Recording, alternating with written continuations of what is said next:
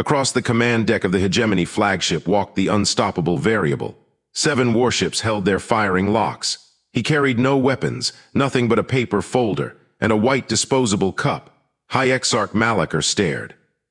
The part that still keeps me awake? It wasn't how the humans survived the void. It's what he did with the paperwork afterward. 3 days earlier, that same bitter scent of roasted beans had clung to Sergeant Kalen Thorne.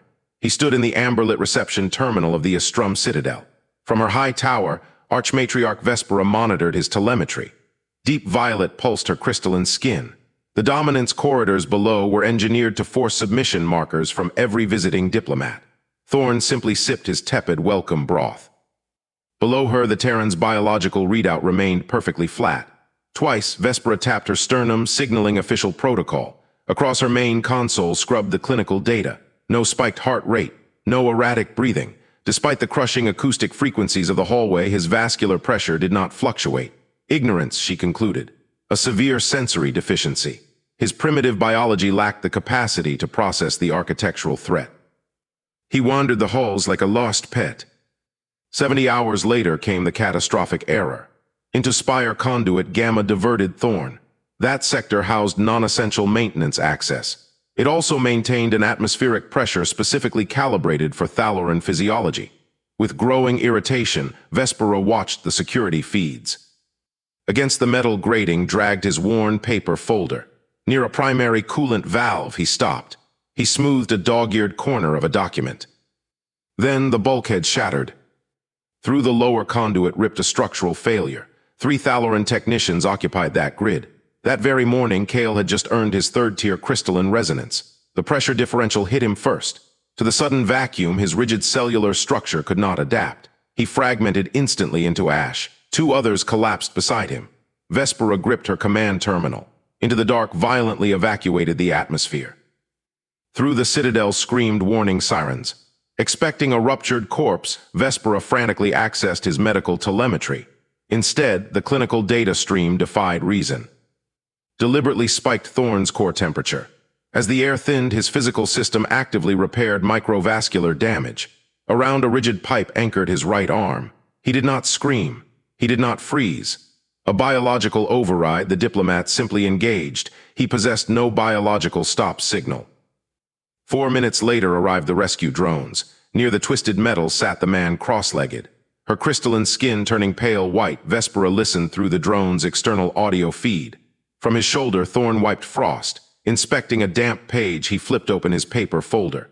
"Your decompression just made my pen leak all over Article 7, he muttered. "I am going to need a dry towel and a better beverage." That survival should have been the anomaly. To secure him, Vespera dispatched a medical detachment. Immediate evacuation she expected him to demand. Instead, the sergeant refused treatment. A direct channel to High Exarch Malachar he requested. On treason charges had an ally named Sir been detained. To secure an impossible release, Thorne intended to leverage his damp documents. The Citadel's bureaucracy, the sheer audacity, paralyzed. Into the local system translated 7 heavy warships. Commanded by High Exarch Malachar, the noble fleet blockaded the Astrum Citadel with immediate lethal intent. Surrender of the human diplomat and the prisoner, sir, he demanded. Kinetic bombardment he promised upon refusal. From her high observation tower, Vespera watched the targeting lasers paint the station's outer hull. The Citadel's automated defense grid could not withstand a sustained siege. Her crystalline skin deepened to a bruised purple. To the flagship's primary docking bay shuttled the human alone. As his vessel ascended, Vespera reviewed the full medical data from the breach. The truth terrified her. Not sensory ignorance had kept his baseline flat in the dominance corridors. Total biological suppression it had been. The human nervous system could actively override its own panic response. Every survival instinct he had chained down, accepting the lethal risk of the Citadel's environment just to deliver a damp folder. He possessed the intellect of an apex predator, wrapped in the fragility of a prey species. Across the command deck of the flagship walked Thorne. Against the armored bulkheads, Malachar's elite guard readied their heavy thermal lances. The High Exarch loomed from his raised metallic dais, his rigid skin pulsing a violent arterial crimson. "A dead man," Malachar vibrated, his voice a blunt physical force in the heavily pressurized room. "Bargaining for a dropped spoon." Thorn did not look at the weapons. A disposable white cup he placed gently on the Exarch's pristine command console. Beside it, he laid his water-damaged paper folder. Slowly, deliberately, he smoothed a dog-eared corner of the top document. Inspire Conduit Gamma, a technician named Kale died yesterday, Thorn said. His resonance shattered because of a sudden pressure failure. Very tragic. The human tapped the damp paper. That same failure caused a facility-wide communication blackout for exactly 70 hours. A blackout which, under your own laws, legally paused all hegemony trade route licenses. Malaker's crimson hue flickered, cooling instantly to a pale, uncertain gray. The guards shifted their heavy weapons. By Article 7, Thorn continued, his vocal baseline completely flat, any noble fleet operating without active trade funding is classified as an unsanctioned pirate armada. Your licenses expired yesterday. If you fire a single shot, the Valian Imperial Reserve will legally liquidate your entire house. Absolute silence fell across the bridge.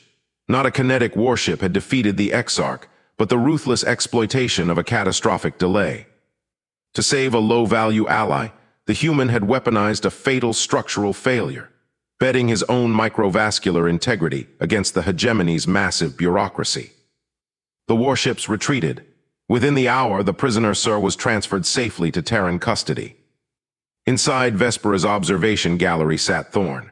Through the massive crystalline viewport, the distant starfield stretched cold and endless. Between them rested a low, polished glass table. Upon it sat a heavy ceramic mug, thick with heat and steam. Twice, Vespera tapped her sternum. The Arch-Matriarch watched the dark liquid. Black and dense, it caught the ambient starlight like combustible engine fuel. Thorn picked up the mug. He blew the rising steam away. He took a long, slow sip. Outside the thick glass, the last hegemony warship jumped into slipspace.